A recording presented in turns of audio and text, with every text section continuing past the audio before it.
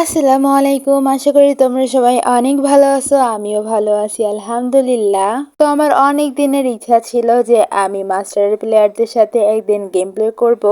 আর তোমরা অনেকেই জানো যে আমি নিউ প্লেয়ার, এই জন্য কিন্তু আমি অতটা ভালো গেম প্লে করতে পারি না। তোমরা যারা আমার গেম প্লে দেখে হাসো তাদের জন্য ভেরি স্যাড।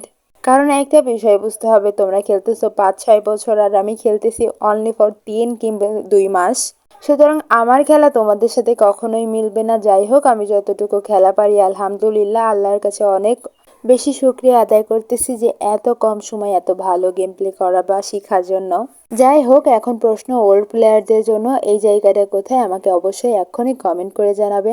আমি জানি ওল্ড প্লেয়ারদের এই জায়গাটার নাম বলতে একদমই অসুবিধা হবে না। তাও আমি তোমাদেরকে আবারও জিজ্ঞাসা করতেছি যে অবশ্যই কমেন্ট করে জানাবে এই জায়গাটির নাম কি।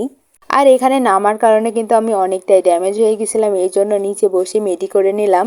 আমি কিন্তু এখনো হিরোকেও উঠিনি, বাট আমি যাদের সাথে খেলতেছি তারা সবাই মাস্টার ডান দিয়ে দিয়েছে, এই জন্য একটু রিক্সে রিক্সে খেলতেছি। আর দেখতেই পারতেছো আমাদের জয় ভাইয়া কিন্তু অলরেডি নক আউট হয়ে গিয়েছে, এই জন্য আমি কিন্তু পুশ দিয়ে খেলতেছি। আর আমি অরিজিনালি একজন push man, sorry push woman. যাই হোক, এখন কিন্তু আমি রিভাইভ দেওয়ার জন্য কয়েন খুঁজে বেড়াচ্ছি। আর আমি সবসময় এরকম পুশ দিয়েই খেলি, কারণ আমার রাশ দেওয়ার একদমই কোনো সাহস বা অভিজ্ঞতা কিছুই নেই। যাই হোক, তোমরা দেখতেই পারতেছো এখন কিন্তু 37টা এনিমি বেঁচে আছে আর আমি কিল কিন্তু একটাও করতে পারি নাই।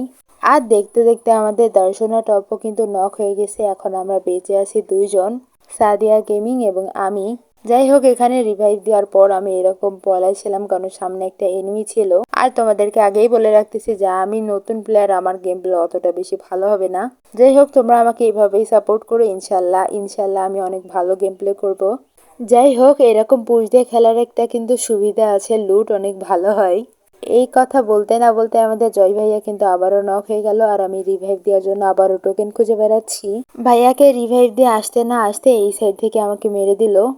নক হয়ে গেলাম আমি, আর সাথে সাথে টিমমেটরে ছেড়ে দেওয়ার পরও কিন্তু আমি শেষ। যাই হোক, আমার টিমমেট কিন্তু আমাকে আবারও রিভাইভ দিয়ে দিল। আর তোমরা আমাকে কমেন্ট করে জানাও যে এই ম্যাচটা আমরা ভইয়া করতে পারবো কি পারবো না। নো চিটিং, ভিডিও দেখে তারপরে কিন্তু একদমই বলা যাবে না যে আমরা ম্যাচটা জিতে গেছিলাম না হেরে গেছিলাম। রিভাইভ পাওয়ার পর আমি কিন্তু আবারও খেলা শুরু করে দিয়েছি।